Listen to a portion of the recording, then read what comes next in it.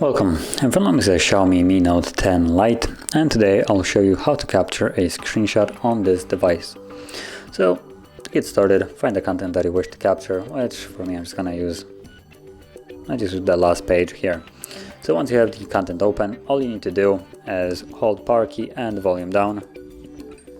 So that's the first way of doing it, and the second one, which is a little bit simpler, is using 3 fingers. As you can see, just slide down, same effect, captures the screenshot.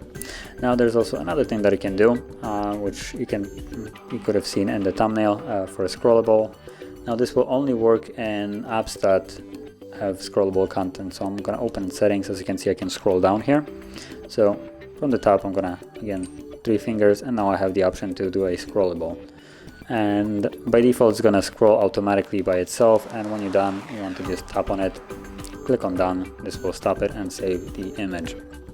And from here, tap on save.